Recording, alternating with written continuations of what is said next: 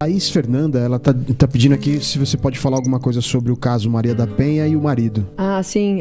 A história da Maria da Penha eu já abordei por cima, assim, algumas... Sei. Qual é o contexto da história? Então, a lei foi criada, se eu não estou louca, em 2004. O Lene pode pesquisar. 2004. O ano que ela foi... A lei, não quando ocorreu Eu tô o pesquisando crime. aqui a lei, o crime.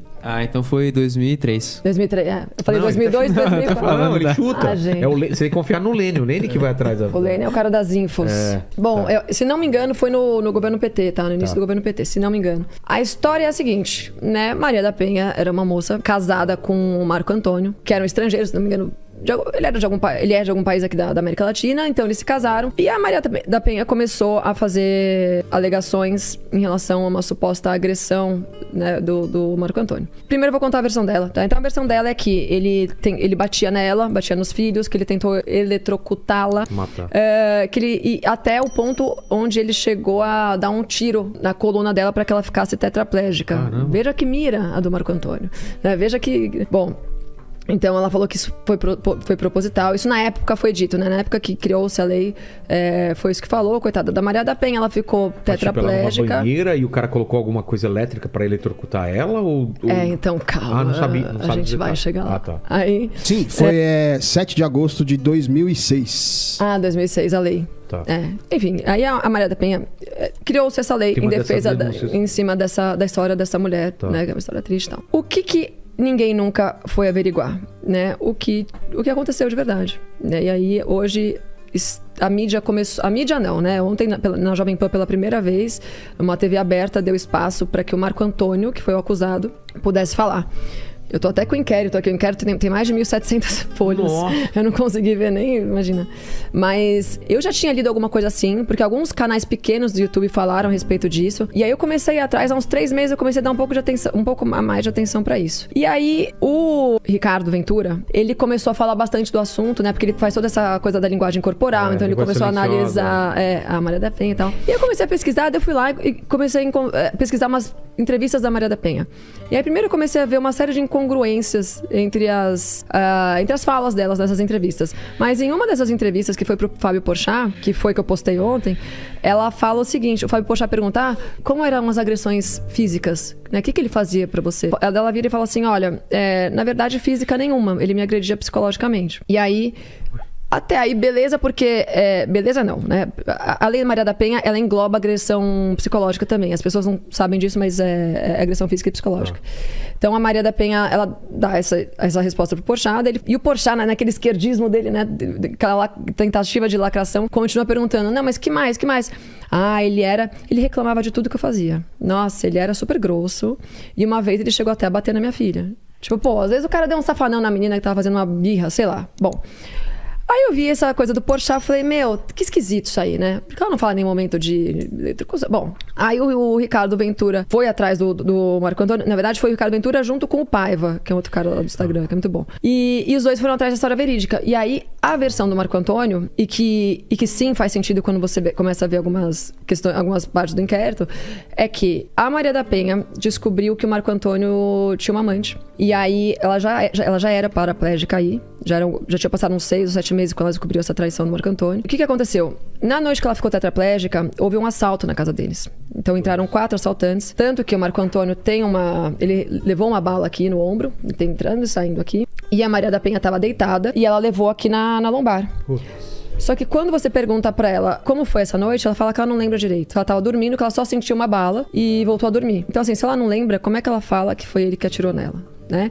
E aí tem a perícia é porcamente feita, né? Se não me engano, eles moravam numa cidadezinha no norte e tal. A perícia na época foi feita de forma muito porca, assim, tipo, mas os indícios são de que sim, entraram 4 caras lá, roubaram, assaltaram e tal. Rolou esses 2 jeitos. Rolou um embate primeiro entre o Marco Antônio e os assaltantes, teve toda essa cena do crime e tal.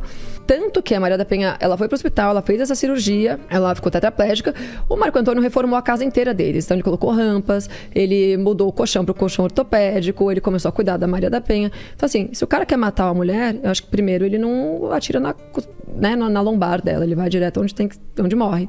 E uma outra, se o cara quer matar ela, para que ele vai reformar a casa dela para que ela tenha mais conforto depois de uma situação dessa? Ele tomou um tiro também. E ele também tomou um tiro. Ele atirou nele mesmo? Exato. Como é que você...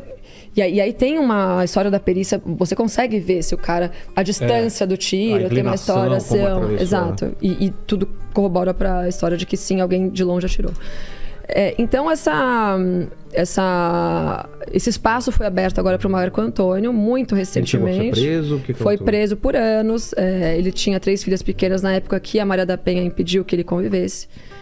Então ele não tem contato nenhuma com as filhas, porque as filhas compraram a narrativa da mãe. Então a vida desse cara foi destruída, né? Ele ficou anos e anos preso.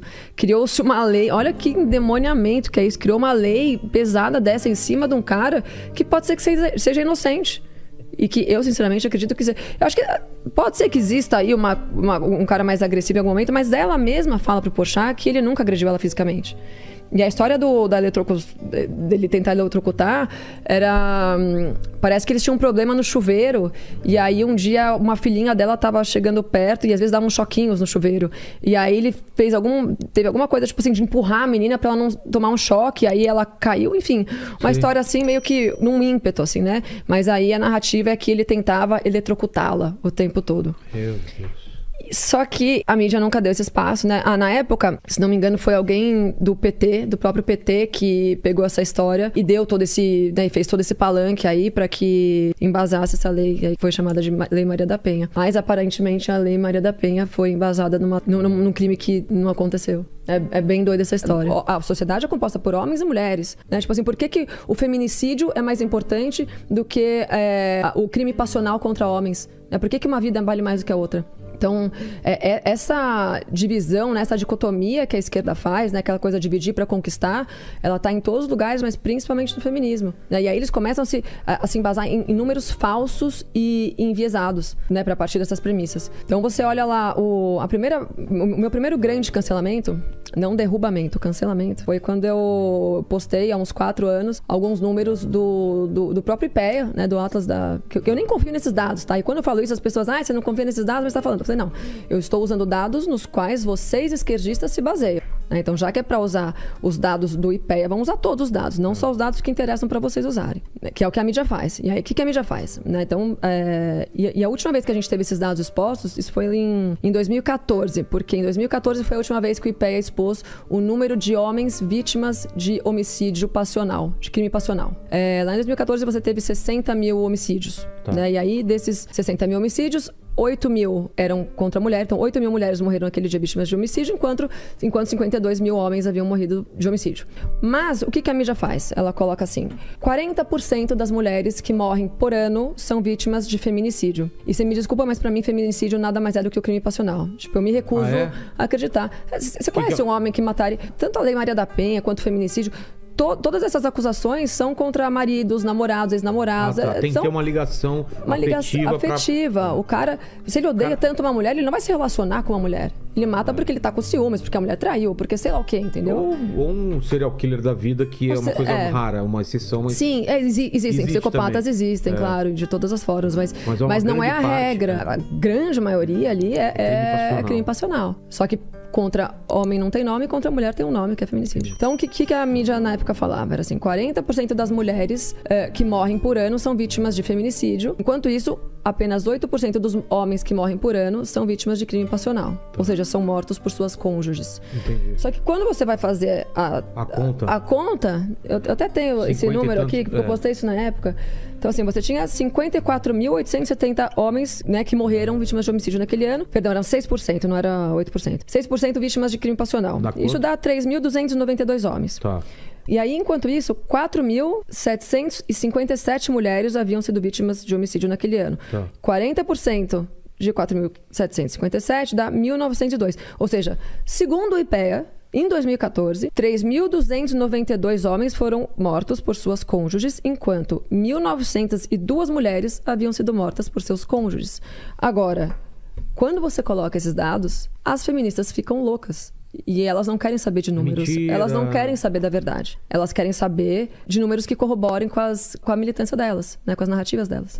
Muito obrigado por ficar até aqui. Gostou do conteúdo? Não esquece de deixar o seu like e de se inscrever no canal. Fique com a gente se encontra no próximo vídeo.